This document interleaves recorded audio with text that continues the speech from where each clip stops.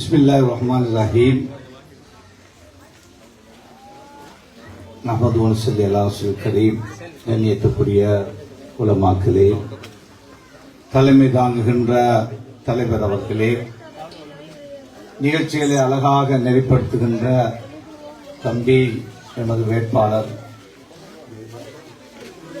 முபஷிர் அவர்களே, நமது கட்சியுடைய மாவட்ட தலைவர் சகோதரர் முன்னாள் அதிபர் முசம்மில் அவர்களே, இந்த கட்சியுடைய முக்கியஸ்தர்கள், தற்போதைய மாநகர சபை உறுப்பினர் சகோதரர், எங்களுடைய தலைமை தாங்கி போட்டியிட்டு ஒரு ஆசனத்தை பெற்றிருக்கின்ற சகோதரர் அசாப்தீன் அவர்களே, குளியாப்பட்டிய பிரதேச சபையிலே முன்னாள் வைஸ் சேர்மனாக இருந்து தற்பொழுது அவரது தலைமையிலே குளியாப்பட்டியிலே போட்டியிட்டு 2 ஆசனங்களை பெறுவதற்கு பக்கபலமாக நின்ற சகோதரர் இர்ஃபான் அவர்களே, அதே போல என்னுடைய சகோதரர் அஸ்ஸர் அவர்களே, முன்னாள் பிரதேச சபை உறுப்பினர்,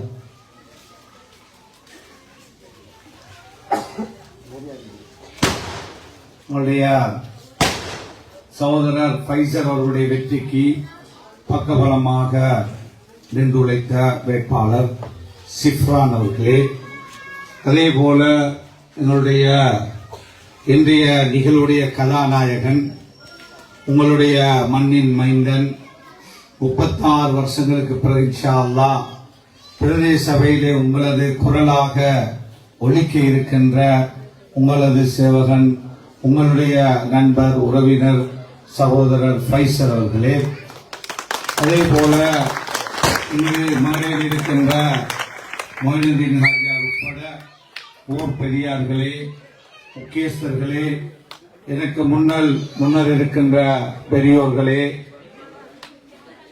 ஊர் பிரமுகர்களே, இளைஞர்களே, தாய்மார்களே, சகோதரிகளே, சகோதரர் ஃபைசர் அவர்களுடைய நமது கட்சியுடைய வெற்றிக்காக உழைத்த உண்மையான போராளிகளே, உங்கள் எல்லோருக்கும் எனது அன்பின் சலாம். அஸ்ஸலாமு அலைக்கும் வரஹ்மத்துல்லாஹி வபரகாத்துஹு. மிகவும் சந்தோஷமாக இருக்கிறது. ஒரு பெரு விழாவாக இந்த ஊரிலே ஒரு சந்தோஷமான நாளாக நீங்கள் எல்லோரும் அதிகமாக ஆண்கள், பெண்கள், இளைஞர்கள், உலமாக்கள், கல்விமான்கள் என்று நிறைய பேர் ஒன்றுபட்டிருக்கிறீர்கள் என்று இந்த நிகழ்விலே உங்களுடைய சகோதரர் ஃபைசர் அவர்கள் இந்த தேர்தலிலே போட்டியிட்டு சகோதரர் சிஃப்ரான் உட்பட ஏனைய வேட்பாளர்களையும் சேர்த்துக் கொண்டு களமிறங்கிய பொழுது, நான் இங்கு வந்த பொழுது கூட பலரை சந்தித்த பொழுது என்னிடத்திலே சொன்னார்கள், இன்ஷா அல்லாஹ் நாங்கள் இந்த தேர்தலிலே அகில இலங்கை மக்கள் காங்கிரஸ் கட்சியின் சின்னமான மயிலுக்கு வாக்களிக்க காத்துக் கொண்டிருக்கிறோம் என்ற செய்தியை பலருடைய வாயினால் சொல்லக்கூடியதாக இருந்தார். 36 வருஷத்துக்கு பிறகு ஒரு பிரதேச சபை உறுப்பினரை இந்த மண், இந்த மக்கள், இந்த சமூக எமது வாக்குடைய பெருமதி என்ன என்று அறியாமல் இருந்திருக்கிறோம் என்பதுதான் அர்த்தம். இங்கு பேசிய ஒரு சகோதரர் சொன்னார், நான் முன்னாள் முஸ்லிம் காங்கிரசுடைய ஒரு ஆதரவாளராக இருந்திருக்கிறேன் என்று. அவர் அழகான முறையிலே பேசினார். அதே போல சம்பி ஃபைசர் அவர்கள் இந்த ஊரின் மீது வைத்திருக்கின்ற பாசத்தை, இந்த ஊருக்கு செய்ய வேண்டும் என்று அவருடைய உள்ளத்தில் இருக்கின்ற ஆதங்கத்தை அழகாக சொன்னார். எனவே அன்பு சகோதரர்களே, நாம் ஒரு முன்மாதிரியான சமூகம்.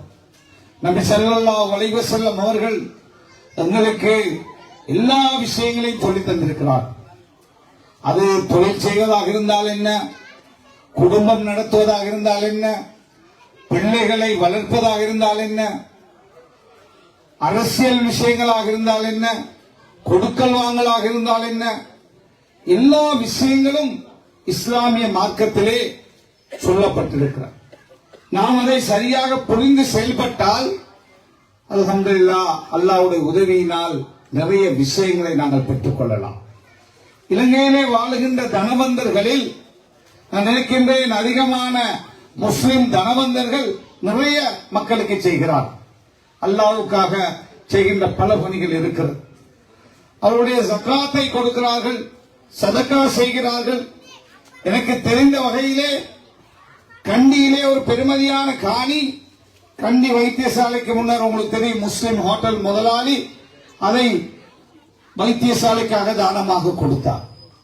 அதே போல ஒரு வருடத்துக்கு முன்னர் கொழும்பிலே 2 பில்லியன் அளவிலே, அதாவது ஒரு 1 அல்லது 2 பில்லியனுக்கு இடையிலே பெருமதியான வைத்தியசாலைக்கு தேவையான ஒரு பெரிய சென்டரை ஒரு தனி முஸ்லிம் வர்த்தகர் இலவசமாக கட்டி கொடுத்தார். இதுபோல நிறைய விஷயங்கள் இந்த நாட்டிலே நடக்கிறது. ஆனால் அரசியலிலே நமது சமூகம் ஏமாந்த சமூகமாக நாம் நமது வாக்குடைய பெருமதி தெரியாமல் இருக்கிறோம். எமது தனவந்தர்களும் அந்த விஷயத்திலே கவனம் செலுத்துவது கிடையாது. அரசியல் என்றால், அரசியல்வாதி என்றால் ஒரு வித்தியாசமான பார்வையிலே பார்க்கின்ற வரலாறை நாங்கள் பார்க்கிறோம். அல்லாஹ்வுடைய உதவியினால் அகதிகளாக துரத்தப்பட்ட ஒரு சமூகத்தில் இருந்து 1 லட்சம் மக்கள் கேட்பார் பார்ப்பார் இல்லாத ஒரு சமூகமாக இருந்த பொழுது அந்த அரசியல் அதிகாரத்தை கையிலே எடுத்த பிறகுதான் அல்ஹம்துலில்லாஹ் எனது மக்களுக்கான பணிகளை ஆரம்பிக்கக்கூடிய வாய்ப்பு கிடைத்தது. 100 பள்ளிவாசல்கள் அழிக்கப்பட்டிருந்தது, வீடாவை கட்டி முடித்து 75 பாடசாலைகள் அழிக்கப்பட்டிருந்தது, அதை கட்டி முடிக்க 20,000க்கும் மேற்பட்ட வீடுகள் இருந்த இடம் இல்லாமல் இருந்தது. அதை மீள கட்டி எழுப்ப இந்த அரசியல் அதிகாரம் காரணமாக அமைந்தது. எனவே அன்பு சகோதரர்களே, அது பிரதேச சபையாக இருந்தால் என்ன, மாகாண சபையாக இருந்தால் என்ன, அல்லது பாராளுமன்றமாக இருந்தால் என்ன, கட்சி வெறிக்கப்பால் சமூக உணர்வோடு செயல்பட வேண்டிய சமூகமாக நாம் இருக்கிறோம். ஒரு சிலர் சஜப அல்லது யுஎன்பி அல்லது எஸ்எல்பி எஸ்எல்பிபி அல்லது அந்த கட்சி இந்த கட்சி என்று பாரம்பரியமாக எமது சமூகம் பிரிந்து நின்றதுடைய காரணத்தினால் தான் இன்று நான் வந்த பாதையுடைய நிலைமை இவ்வளவு மோசமாக இருக்கிறது. அதே போல கல்வி என்று பார்க்கின்ற பொழுது நாங்கள் எங்கேயோ அரசாங்கம் எவ்வளோ அள்ளி கொட்டுகிறார்கள் இந்த நாட்டிலே, ஆனால் எமது பாடசாலைகளுக்கு எதுவும் கிடைக்காத அல்லது கொஞ்சம் வீசுகின்ற அல்லது கொஞ்சம் தருகின்ற ஒரு நிலை நாங்கள் பார்க்கிறோம்.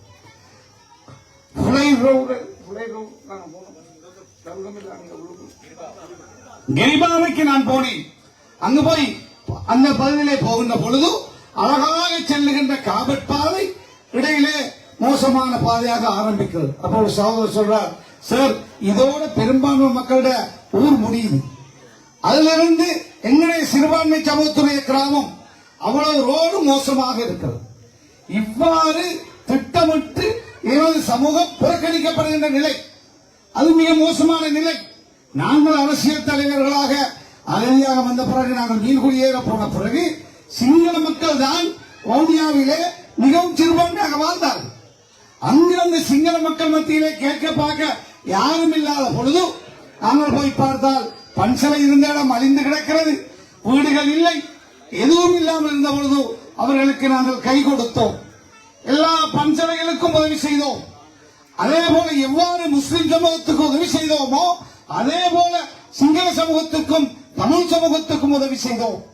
அவர்களுக்கு தேவையான பணியை நேர்மையாக நாங்கள் செய்தோம். இவ்வாறு பிரித்து அல்லது வேறு பிரித்து நாங்கள் செயல்படவில்லை. ஏனென்றால் அவ்வாறு பெரும்பான்மை சமூக தலைமைகள் செய்திருந்தால் 36 வருஷ குறையை நாங்கள் நீக்க வேண்டிய தேவையில்லை.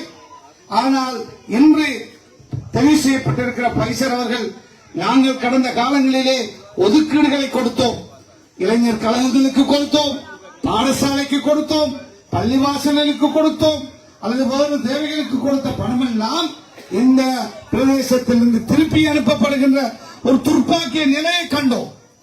பெரிய வேதனை. ஏனைய பகுதிகளிலே என்னுடைய அசாரதீன் ஒரு மாநகர சபை உறுப்பினராக கடந்த மக்கள் காங்கிரசின் ஊடாக தெரிவு செய்யப்பட்டார். குருநாயகல் மாநகரத்திலே மட்டுமல்ல, அவரால் முடிந்த நிறைய பணிகளை அந்த அதிகாரத்தை பயன்படுத்தி செய்தார். அதே போல வைஸ் சேர்மனாக இருந்த எங்களுடைய கொய்யாப்பட்டி பிரதேச சபையுடைய இர்ஃபான் நான் நினைக்கின்றேன் ஒரு புக் அடிச்சிருந்தார். அவ்வளவு வேலை 192 வேலை 292 வேலை செய்திருந்தார் 4 வருஷத்துக்குள்ளே 5 வருஷத்துக்குள்ளே. அதே போலதான் கடந்த தேர்தலிலே 400 வாக்கை பெற்று ஒரு சில வாக்குகளால் வெல்ல முடியாமல் போன பைசர் வென்றிருந்தால் இந்த பாதை இவ்வாறான நிலையிலே இன்று இருந்திருக்கார். வாங்க சொல்லு. பள்ளிவாசல்கள் ஒன்றுபட வேண்டும், இருக்கின்ற பாடசாலையுடைய அபிவிருத்தி சங்கம் ஒன்றுபட வேண்டும், இளைஞர் கழகங்கள் ஒன்றுபட வேண்டும். இந்த 2 ஆசனம் இரட்டை ஆசனம் இங்கு இருக்கிறது. இதை எவ்வாறு நாங்கள் பெறுவது? எந்த கட்சியினால் பெறலாம்? எஸ்ஜேபியினால் பெற முடியுமா? என்பிபியினால் பெற முடியுமா? ஏசிஎம்சியால் பெற முடியுமா என்று சிந்திக்க கடமைப்பட்டிருக்கிறோம். அதை சரியாக 36 வருஷங்களுக்கு முன்னர் சிந்தித்திருந்தால் இன்று எத்தனையோ விஷயங்கள் பாடசாலையிலே அல்லது ஊரிலே பள்ளியிலே அல்லது இந்த சமூகத்திலே அரசாங்கத்துடைய கோடி கோடிகளை கொண்டு வந்திருப்பீர்கள். ஆனால் நாம் தவறு செய்திருக்கிறோம். எனவே இந்த தேர்தலில் கூட நாங்கள் அதற்காகத்தான் குருநாகலிலே வந்து பல இடங்களிலே பல விஷயங்களை சொல்லி சென்றோம். அல்ஹம்துலில்லாஹ், ஏதோ உங்களுடைய ஒற்றுமை இன்று உங்களுக்காக அந்த பிரதேச சபையிலே நாரம்பல பிரதேச சபையிலே உங்களுக்காக பேசுவதற்கு ஒரு குரல். முன்னர் நாங்கள் ஒதுக்கிய பொழுது அந்த பணத்தை திருப்பி அனுப்பி சந்தோஷப்பட்டார்களே, அவர்களுக்கு எதிராக தவறு இது, அதை தாருங்கள், இன்னும் கூட தாருங்கள் என்று தட்டி கேட்பதற்கு உங்களுக்காக ஒரு சகோதரனாக இன்ஷா அல்லாஹ் பைசர் அவர்கள் அங்கு செயல்படுவார் என்பதிலே சந்தேகம் கிடையாது.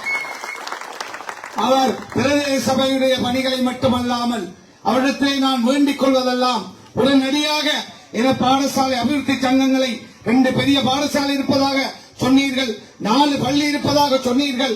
அதே போல சிப்ரானுடைய கிராமம் ஏழைய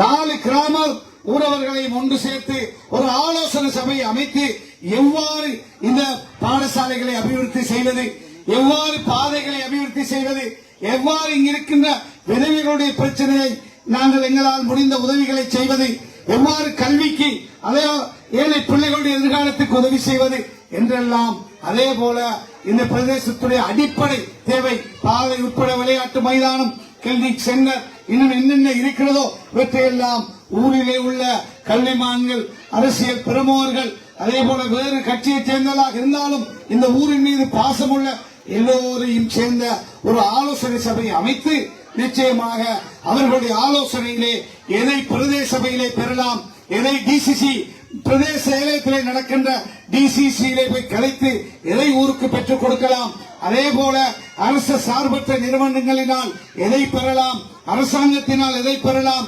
வேறு நிறுவனங்கள் வெளிநாட்டு உதவிகளால் எதை பெறலாம் என்று திட்டமிட வேண்டும்.